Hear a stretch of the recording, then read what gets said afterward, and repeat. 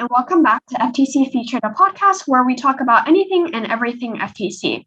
I'm your host, Louisa, and our co-host joining us today is Katie. Hi. A reminder that the giveaway is still up, and you can go to the holiday special episode to figure out how to join it. It does end this Wednesday, also January 5th. Moving on to FTC news, reminder that FTC Team 11472 Ravenclaw Robotics is hosting a coding workshop on January 2nd. It is free, open to all ages, and will teach the basics of Java and Python. They are also hosting a hands-on STEM workshop at the Sumo Fitting Library on January 8th at 2:15 to 3:45 p.m. It, again, is free and open to all ages.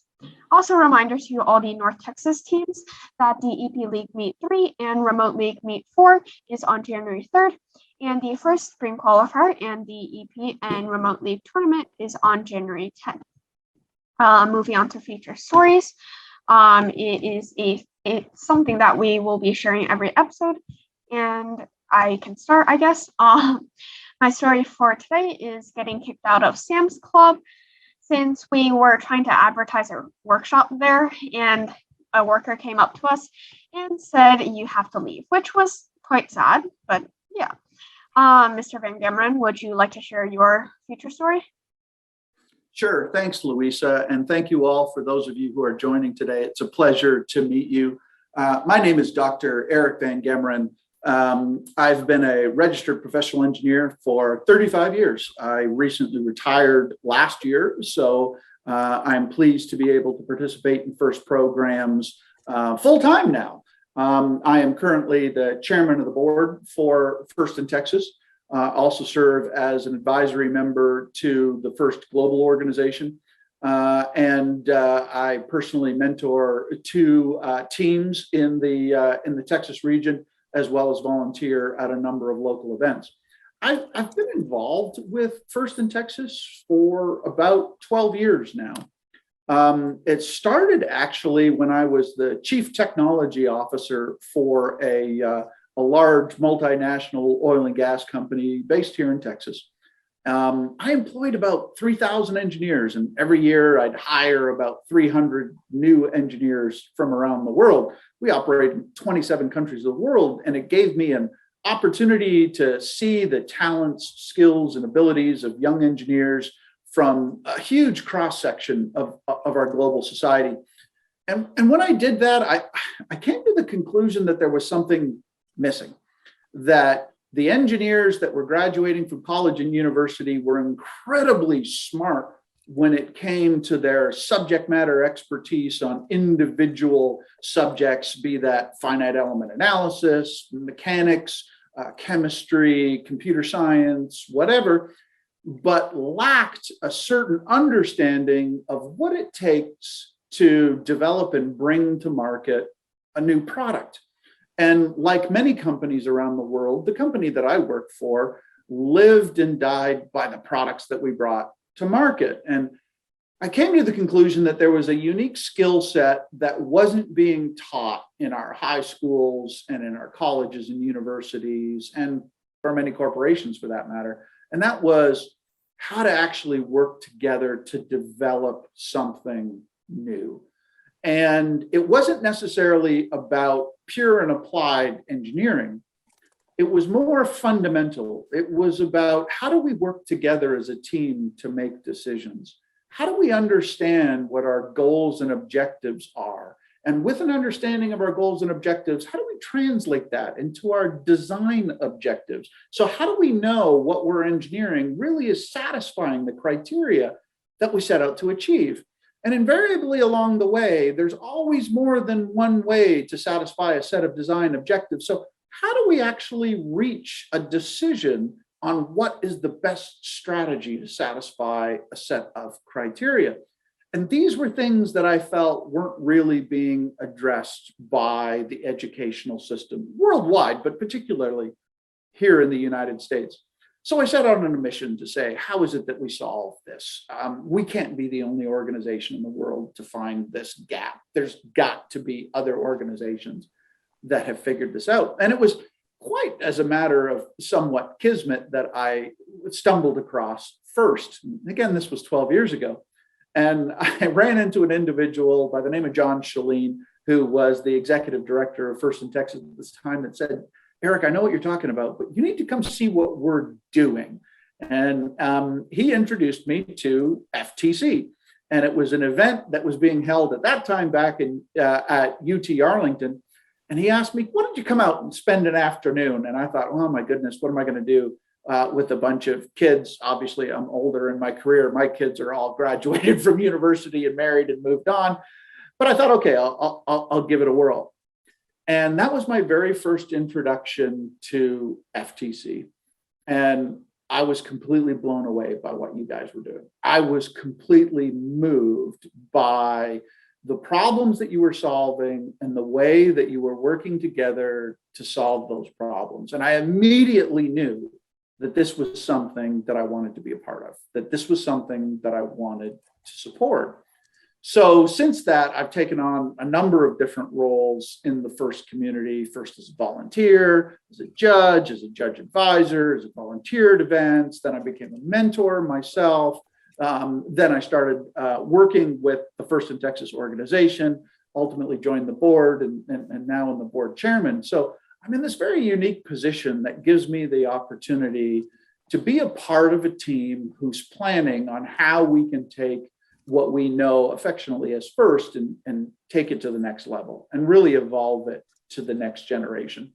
And what I hope really appeals to you guys as participants in this program is, yeah, there's some engineering along the way that you're going to learn. There's some really cool math that you're going to learn along the way. There's some really cool physics and chemistry and mechanics of materials. There's all types of really interesting technical subjects along the way. But I can say this with all honesty and humility, as a registered professional engineer with a PhD in mechanical engineering, who's been a practicing engineer for 35 years, that's not what this is really about. This is really about how you guys work together as a team.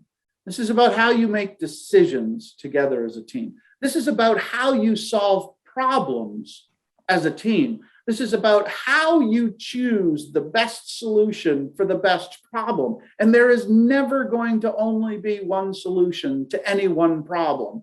But the art of figuring out what is the right solution for your team to a given problem is something that nobody's ever going to teach you in school, either in the school that you're in now or any school that you're going to attend in the future.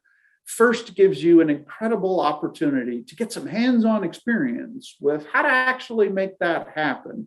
And that is an incredibly powerful skill that I hope that you take the time to internalize and master as you go through the FTC experience. Because I promise you, if you want to be an engineer, these are the skill sets that you really, really need to learn. But I also promise you this, if you want to be a doctor, a lawyer, a teacher, a journalist, or anything else, these same skills are going to be the skills that are really going to help you make a difference in whatever organization you choose to become a part of. Because it's the same collaboration of teamwork, of problem solving, of decision making, of conflict resolution that we as adults struggle the most with in any career or avocation that we choose to pursue in adult life. And there's no better time to learn it than where you guys are right now. So FIRST provides you a really unique, safe environment in which to do these things and to learn these lessons very well. And I hope you embrace that opportunity for what it's well. So I am extremely proud and privileged to be able to be a part of this journey together. I, like more than 600 people in the state of Texas alone, are here to help you on that journey and are available to help you on whatever basis that you need that help. And I'm very proud in particular to be a proud supporter of your FTC team at Ravenclaw, and because I believe what you are doing really, really does make a difference. I really honestly believe that what you guys are doing here will make a difference in your life and in our society as a whole going forward. And I'm committed to doing whatever it takes to help you be successful. So I welcome the opportunity that Louisa and Katie have provided me here. So thank you very much, Louisa and Katie, for giving me this opportunity to join you guys today. And thank you so much for your really inspiring and kind words about our team. And that's like a really impressive story, like your whole entire life experience. So adding on to that, did you ever have any sort of interest in STEM related fields as a child, or was this something that you developed later on as you gained more experience through different events you've attended and etc.? So my education was very different than what you guys are experiencing. I was raised by an immigrant family in northern Canada. My father lived through the Second World War in the Netherlands, what you may know as Holland. My mother lived through the Second World War in Russia. And between the two of them, they had a very different idea of what it took to raise a family. So I was homeschooled. I never went to a public or private school in my life. My father was a boat builder. Neither of my parents had ever even went to high school. And it was important to them that, they raised children, my sister and myself, who ultimately did go on to school. But at home, they were the ones that taught us. So I actually lived on a boat and sailed around the world and had actually circumnavigated the globe. By the time I was 14 years old, I didn't see my first television set until I was 15 years old. I didn't see my first washing machine until I was 15 years old. So all I ever knew was what existed in 36 feet of space between the front of the boat and the back of the boat. That's the way I was raised. So STEM education wasn't a thing for me. My parents knew that we had to be the first in our family line to ever go to university. And my parents had never even been to high school, but my father was a boat builder by trade. And he thought for sure that meant I needed to be an engineer. So even from when I was like 8 years old, my father always told me, you're going to be an engineer. I had no idea what that meant. For that matter, he had no idea what that meant. But okay, Dad, sure, I'll become an engineer. So when I was 15 years old, we came back to Canada, and I went to a public school for the first time in my life, and got ready to go off to university and seek a degree. But by the time I got there, I was just so fascinated with this idea of science and physics and chemistry and mathematics and using all of that as a tool to build stuff that I was wrapped up in my own little world.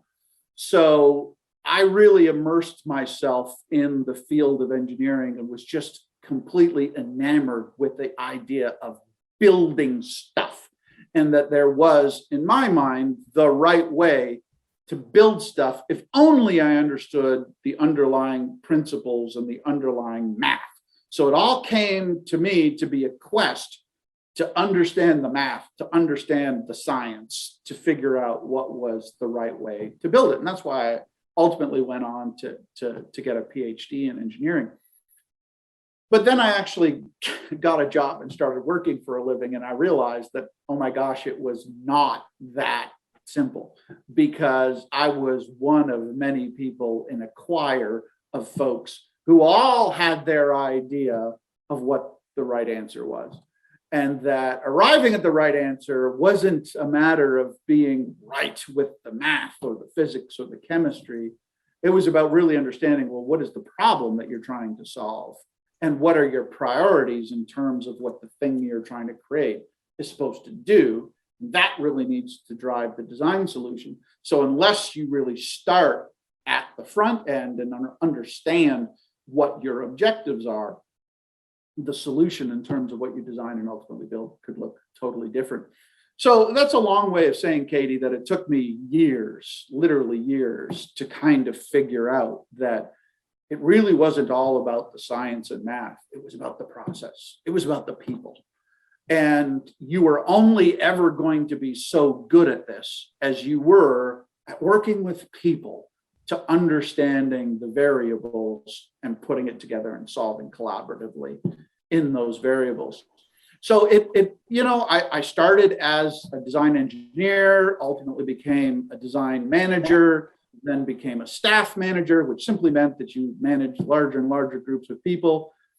I can honestly say it wasn't until maybe a decade later until all of a sudden I was responsible for hiring staff. And I really sat down to think about what are the skills and abilities I want to look for in a potential new hire to have them join my team, that it really kind of hit me, that I really kind of realized, oh my gosh, we've been thinking about this the wrong way. And the rest, so to speak, is history. So I'd love to say that at a very early age, it was all about STEM. It was all about kind of this educational basis.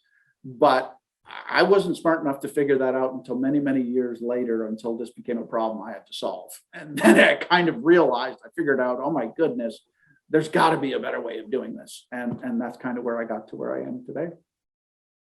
Wow, yeah. So not only is it about STEM, it's also about just the whole entire process, like you said, and also problem solving and trying to figure out different solutions in many different ways. And it obviously takes a lot of time as well. Since you've had a lot of years in working at FIRST, what would you say has been your favorite position to hold?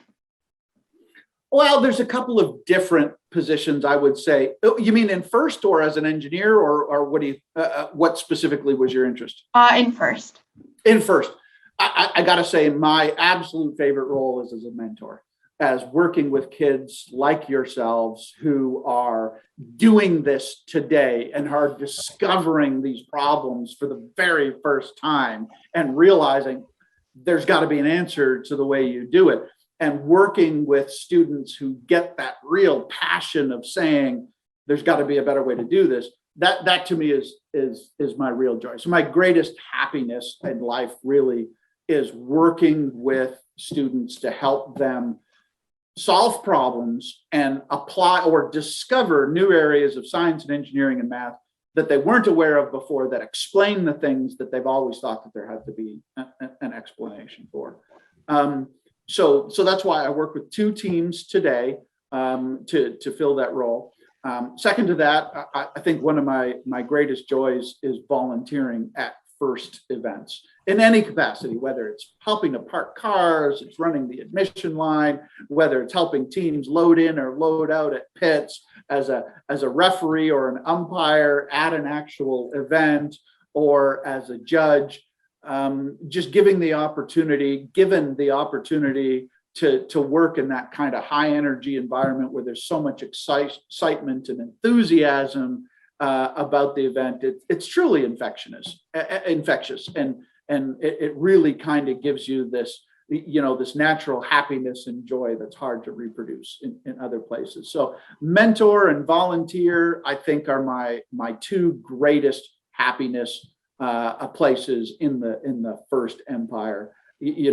I've taken on the role as chairman of the board, really because I really am passionate about this, and I want to see us have the same impact in every school district across the state of Texas and across the United States and across the globe, and really help get into those schools that might not otherwise have the opportunity and the privilege to do so, perhaps like you guys. Do you think any of your past experiences, either as a child or working in the engineering field, helped you navigate FIRST and becoming a chairman?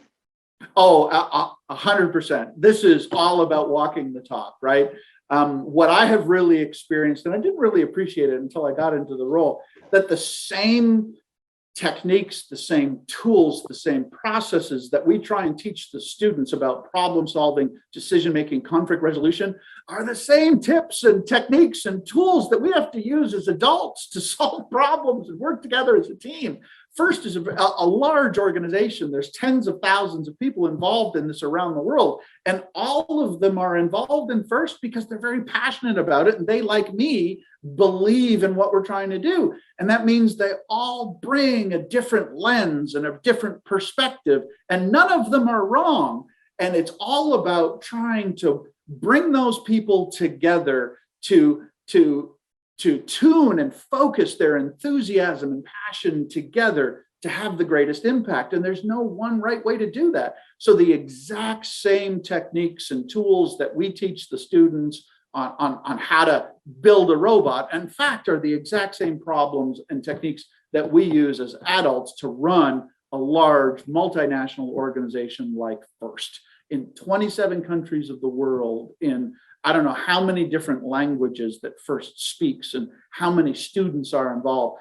The exact same problems need to be solved at both levels. So it's highly applicable. So this kind of experience, I promise you, again, whether you want to be an engineer or whether you choose to pursue a career in any other advocation, or vocation, these are the tools and skill sets that you need most to develop, is that problem solving, decision making, conflict resolution, teamwork, communication.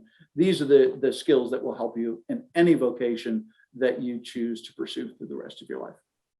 Yeah, and so going back to something that's a little more related to our, I guess, current society, when the pandemic happened or when it struck, did it immediately affect FIRST, or was the impact more gradual? The impact was immediate, almost overnight. And it's something that, we love to refer to as FUD, fear, uncertainty, and doubt. And it's just a human characteristic, right? When there's this new thing that nobody really understands, nobody knows how bad it's going to get, nobody knows exactly how to respond to it, nobody knows exactly what the solution is, FUD, fear, uncertainty, and doubt, kind of takes over, and people want to retract and retreat, and they want to kind of build castle walls around themselves and every man for themselves, so to speak. And it brings about kind of the worst of us. And so the impact on our operations in 2020 were, incredibly severe and almost overnight. I remember I went to an FRC event in Dripping Springs, Texas, and that turned out to be the last event that we would have in 2020. And overnight, we just shut everything down, first across the state, then across the world. And we tried to figure out, well, what do we do from here? Because obviously we felt like there was all this great work that these teams had put into building their robots. Again, whether they were in FLL, FTC, FRC, they had invested all this passion and energy into creating their solutions, and they deserved an opportunity to showcase those. And we really felt like we needed to be able to shift to a different delivery mechanism to give them that opportunity to participate. We didn't get there in 2020, but 2021, that's when we engaged, and as I'm sure you guys recall well, the remote participation and virtual judging and doing virtual events, which were not nearly as satisfying as in-person events. So we needed to learn a lot about what it took to deliver an event virtually and still get that same kind of appeal. And did we get it right? No. But we learned a heck of a lot in the process, and we used that to get better with every event that we held. And we were fortunate enough to get stable enough that in late 2021, we were able to start getting teams back together. And that's why we held the Texas Cup in June, where we brought 179 teams across FTC, FLL, and FTC, FRC, and First Access together in San Antonio, Texas. So the pandemic was a real wake-up call for us and what it takes to run an organization like this. And we learned a lot of incredibly valuable things that we didn't even know we needed to learn prior to the pandemic. And I think it's made us a better organization for that. And I think it will make us more effective at delivering programs as we go forward. What do you think is like the biggest difference between the 2019 season, Skystone, like before COVID, and this season, Fright Frenzy? That's a really, really interesting question. I think the biggest difference really is how we work together as a community to deliver a large program like FIRST. Again, it doesn't matter what league you're in, FLL, FTC, or FRC, the problems are very, very similar. It's how we bring people together that have very different appreciations for the pandemic and the level of precautions that we need to implement. And again, none of them are wrong. It's just everybody, because we don't have really great information, it's just all about how we can make the best decisions to collaborate as an organization. So I think that what you will see this year is a different level of community engagement, a different level of community support, a deeper appreciation for what it means to come together as a community and collaborate. In again, this season is already still very, very young, but already in this year, we've seen a real different tone at a lot of the in-person events for teams helping teams and teams collaborating with teams that we haven't seen before, both on the field and off the field. And I think that makes us a better community as we grow and evolve. So I'm really excited to see how that's going to continue to evolve and grow in the seasons ahead. And let's end this episode with a piece of advice for any FTC teams that may be watching out there, especially considering how we have our qualifiers starting up soon in January. So what's your piece of advice, just in general? Do you have anything to say to our viewers? Absolutely. Never give up. Don't get frustrated. There is no one right way to accomplish any of the tasks that are set out in the game design. And my hat is off to the geniuses that come up with the game design every year. I'm in awe of how they think of these things. These games are designed that there's never any one right way. So if you're not happy with the results that you've got in your own kind of testing and trials within the team or with the first few events that you've been to, you can't give up. It doesn't mean that you've done something wrong, okay? It just means that you got to dig a little deeper and that you've got to work together. I promise you, in every single team across the world, there is a solution to the problems that you are dealing with in your team already, and your ability to unlock it is dependent on your ability to listen to each other and to be open to new ideas and to rely on the resilience and the energy and the passion that is already within your team to solve these problems. So don't give up. If you feel that, hey, it didn't kind of turn out the way that we thought, maybe this isn't going to be so much fun, maybe this isn't going to be the knockdown success, I promise you that you can absolutely achieve what you wanted to achieve this year if you continue to work together. And don't give up. And don't let frustration get the better of you. This is exactly what this game is designed to tease out. It's designed to tease out those of you who really have that passion and enthusiasm, who can continue to keep giving more and doing more to do better than you did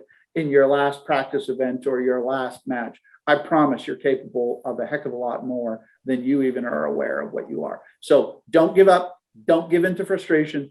Don't give in to despair. I promise you, you have what it takes to be successful. Just keep doing what you're doing.